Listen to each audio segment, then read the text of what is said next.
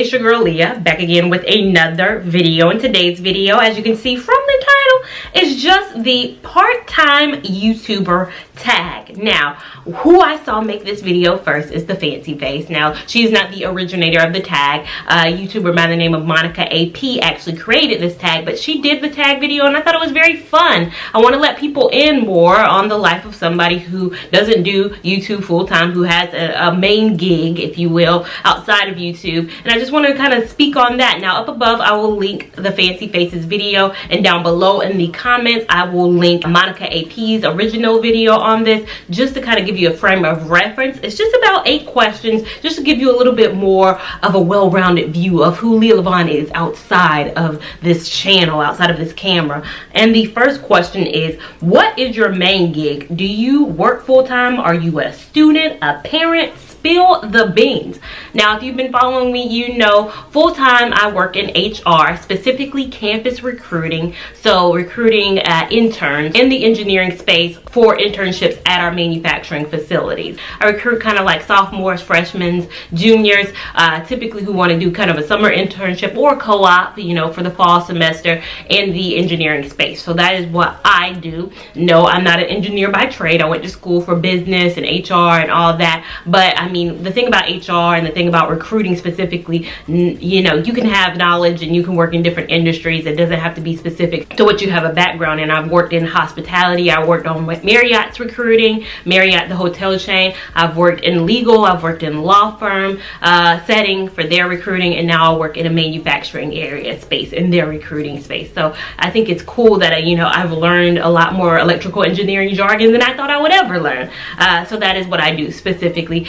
That's why I travel a lot. If you guys notice, I'm on the road a lot. I go to career fairs, typically during the fall, but I've been a lot more heavily spring career fairs. You guys know career fairs are typically in like September and typically in February. So if you guys notice, I've been on the road a lot more on Instagram, just doing my normal day-to-day gig. And that's why on here on YouTube during those months my kind of content is a little less, because my real gig does take up a lot of my time. Number 2, what made you start YouTube? Now, I'd say it's twofold. 2 of these things had to happen for me to start a YouTube. 1, I had to go on my cruise.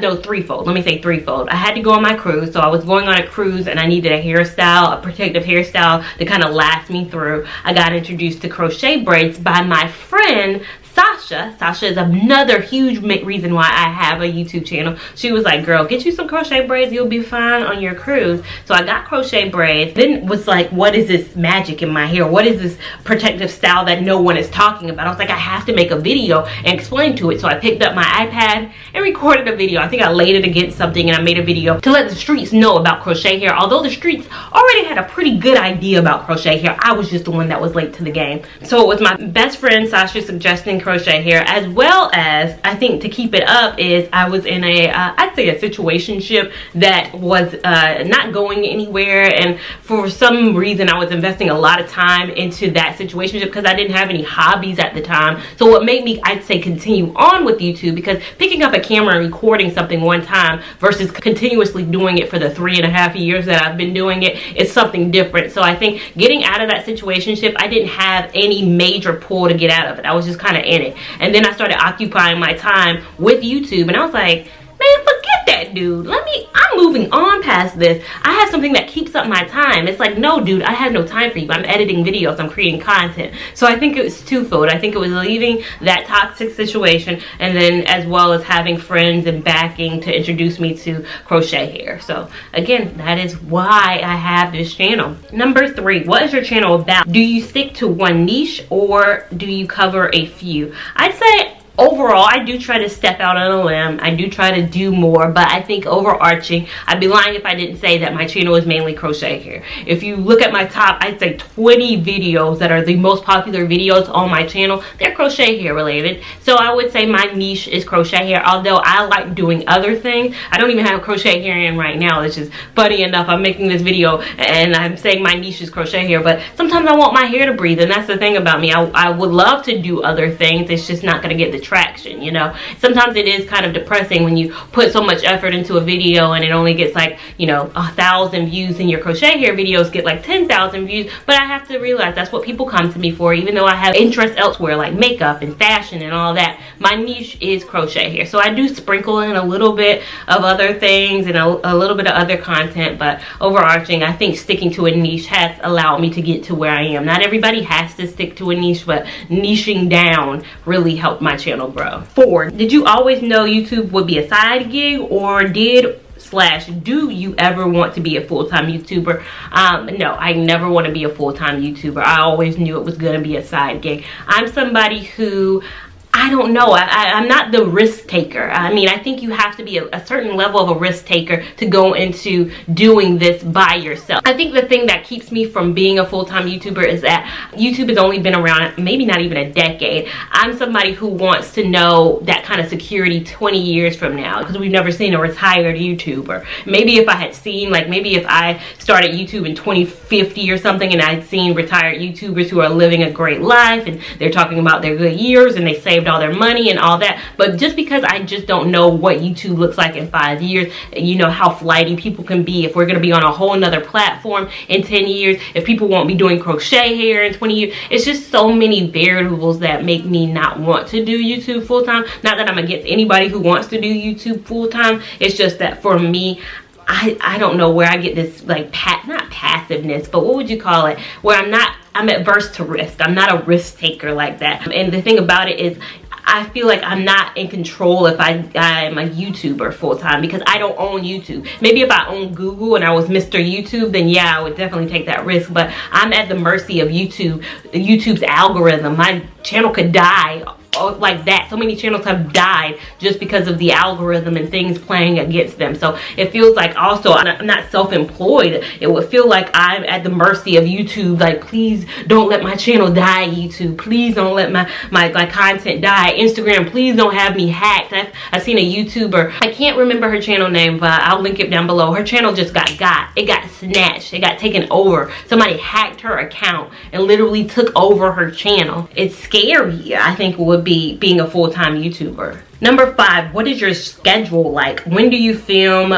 When do you edit? Now for filming, I only film the weekend. So this is a weekend right now. I only film on the weekend. I do not film Monday through Friday just because, again, I have a full-time job that keeps me busy. I get home at 6. I don't have lighting, so behind me right now, I'm looking at a window. So what's lighting me right now is natural lights. I have bought like lights in the past. I just don't like how they look. So when I get home at night, it's daylight savings time. It's about what, 5:30 when I get home. It's dark outside, so I can't film on weekdays. I think my neighbors upstairs stomp very loudly when it is nights too. I envision them walking around like this because this is what it sounds like all the time. So again, I only film on the weekends. I think it's a lot quieter. So it's 9:18 right now a.m. I try to film before noon on the weekends while I still have the peak sunlight. I'm in an east facing window. If you guys don't know, sun rises in the east, so I get that perfect light, and then it sets in the west, so it's perfect over there at like 3, but right now it's perfect here. So weekends before noon is when I kind of film, and I film multiple videos in a day too, so I try to bulk film if I can. I edit pretty much every day except the weekends, oddly enough. I don't edit a lot on the weekends. I typically edit after work hours, so I come home, or sometimes I edit during a lunch break. I haven't in a while just because I haven't had a time for a lunch break, just with the season being very heavy for recruiting. I can have some time in the April months, but then again, June is when the interns start, so it ramps up again. So I used to edit during my lunch breaks, not much anymore. I edit typically Monday through Friday after work hours. Number 6, how do you keep your YouTube channel organized? Do you plan videos ahead or just film what you feel like? Definitely have to plan beforehand. I'm a planner. I'm organized. I have my planner, so I know what videos are coming. I know when I'm filming my first day thoughts, my first week thoughts. I kind of know what's going on, so I'm always organized. There's never really a sporadic video. Maybe sporadically in the week I'll come up with something. Like the Fancy Face posted this video February 11th, which was earlier this week, and I watched it and I was like, I want to do that video. So that was kind of sporadic, but that's as sporadic as it gets. Number 7, how do you feel about sponsored videos on YouTube? Would you ever do one on your channel? I have done them on my channel. If you had first asked me, like when I very first became a YouTuber, I was just like, no, I don't like sponsored videos.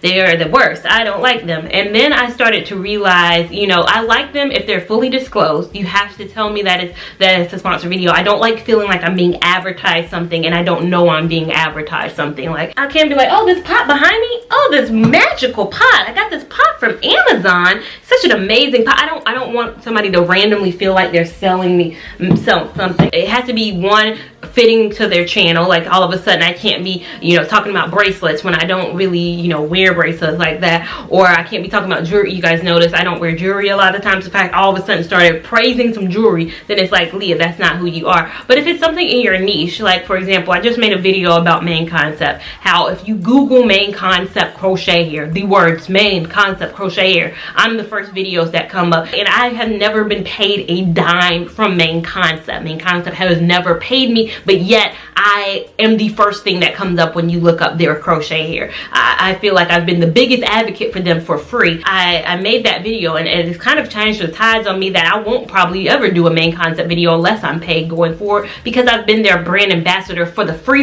forever. So much so that my videos have tons and tons of views. So many comments on them saying, I bought this hair because of you. Some people have even said main concept needs to cut you a check, girl, because I bought this for you. It has so many likes, so many people saying the same thing. It's so much so that, yeah, I do believe some content needs to be sponsored, because we are making money for these companies with us just talking about things. Number 8, what do you think is the biggest challenge of doing YouTube part-time?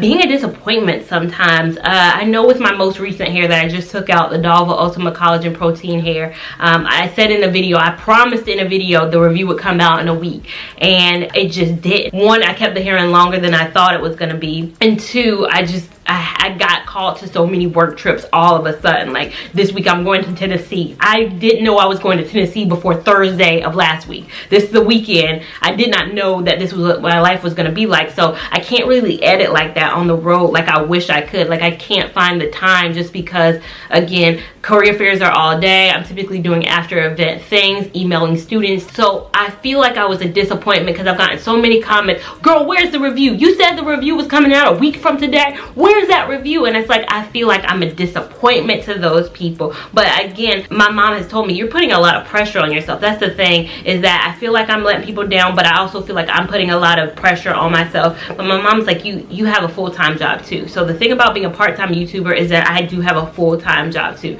And it's not a normal full-time job where I'm kind of stationary at a desk and I can leave it at the home sometimes. I'm taking it with me. I'm flying on planes and going places for my job that is paying me, and that I work at 40 hours a week, sometimes 60 hours a week, sometimes giving my weekends up. I don't ever want to feel like I'm letting people down. But in February I only put out 4 videos when I typically put out, you know, 10 in a month span. It's, for me, the hard part is just getting a grip of that balance, and let's not even talk about a social life, because I have none. So I think that's my hardest thing, is finding the balance between being a great YouTuber, because that's what I want to do. I want to be a great YouTuber while I'm doing it part-time. I want to be a great recruiter. I eventually want to be a great wife.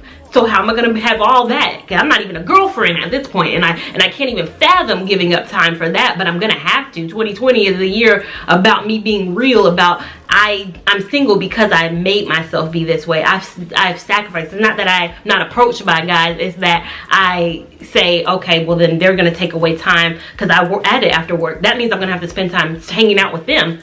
Nah, I gotta edit. So finding the guy who I want to give up editing time for is gonna be a thing. And then one day I want to be a mother. So being a mother, being a wife, being a full-time campus recruiter, and then being a YouTuber on top of that. I think that's where, you know, I only have 2 of those buckets filled right now. One day I eventually want to have 4. I have to be more organized and strategic. So I think that's the biggest struggle. I feel like that was a long-winded response, but that's the struggle that I have being a part-time YouTuber. And again, it's not everybody else's struggle. It's just kind of Leah's internal struggle where I need to relinquish time. And that's something that I hope to do better at in 2020. And now, if you enjoyed this video, make sure you give it a big thumbs up. If you are a part-time YouTuber, please do this tag. It's fun. I'll leave the questions down below. Do this tag. I want to know. I want to watch other people's videos. Make sure you subscribe to this channel so you don't miss any of this good content that I got coming your way. Make sure that you are following me on Instagram at Lia Lavon 89 so you can know my real life outside of YouTube in real time. And I will see you in my next video. Thank you so much for watching. Bye.